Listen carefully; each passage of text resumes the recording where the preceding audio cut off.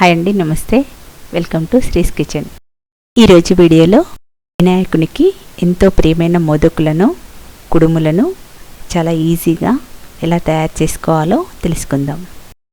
ముందుగా స్టవ్ మీద ఫ్యాన్ పెట్టుకొని ఇందులోకి 2 టేబుల్ స్పూన్ల నెయ్యి వేసుకొని 1/2 కప్పు వరకు తురిమిన ఎండు కొబ్బరిని లేదా దీని ప్లేస్లో పచ్చి కొబ్బరినైనా వేసుకోవచ్చు.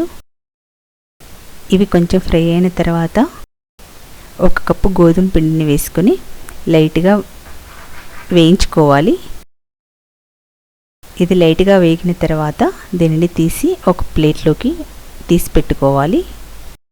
మోదకులలో వేసుకోవడానికి డ్రై ఫ్రూట్స్ని పల్లీలు, బాదం, కాజు, పిస్తా, ఇలాచి వీటిని నెయ్యిలో ఫ్రై చేసి కూడా వేసుకోవచ్చు లేదా పచ్చివైన వేసుకోవచ్చు. ఫ్యాన్లోకి 1/4 కప్పు తురిమిన బెల్లాన్ని, ఇందులోకి 1/4 కప్పు వాటర్ని వేసుకొని బెల్లం కరిగి ఓ పొంగు వచ్చిన తర్వాత స్టవ్ని ఆఫ్ చేసుకొని పిండిని, మిక్సీ పట్టుకున్న డ్రై ఫ్రూట్స్ని వేసుకొని ఉండలు లేకుండా అంతా కలుపుకోవాలి.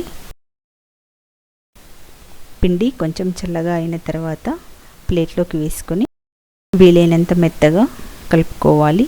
పిండి మరీ గట్టిగా అనిపిస్తే కొంచెం వాటర్ని చేతికి అద్దుకొని పిండిని మెత్తగా కలుపుకోవాలి. ఇలా కలుపుకున్న తర్వాత కొద్దిగా పిండి ముద్దను తీసుకొని రౌండ్గా మోదక్ షేప్లో చేసుకొని స్పూన్తో ఘాట్లు పెట్టుకోవాలి. మోదకుల మౌల్డ్ లేకపోయినా కూడా చేతులతో మోదకులను ఈజీగా తయారు చేసుకోవచ్చు. ఇంకో పిండి ముద్దను తీసుకొని మధ్యలో బొటనవేలుతో ప్రెస్ చేస్తూ వెడల్పుగా గిన్నె షేప్లో వచ్చేటట్టుగా చేసి పెట్టుకోవాలి. ఇది ఒక షేప్ కుడుములు. ఇలా తయారు చేసుకున్న వీటిని కుక్కర్లో 1 గ్లాస్ వాటర్ పోసుకొని చిల్లులున్న గిన్నెలోకి వీటన్నింటినీ పెట్టుకొని స్టవ్ని సిమ్లో పెట్టుకొని 10 మినిట్స్ ఆవిరిపైన ఉడకనివ్వాలి. తర్వాత వీటిని తీసి ఒక ప్లేట్లోకి పెట్టుకోవాలి. మరీ వేడిగా ఉన్నప్పుడు కాకుండా కొంచెం చల్లగా అయిన తర్వాత తీసి పెట్టుకోవాలి.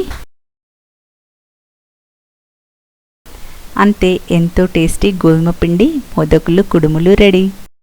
వినాయకునికి ఎంతో ప్రియమైన మోదకులను ఇలా ఈజీగా చేసి నైవేద్యంగా పెట్టచ్చు.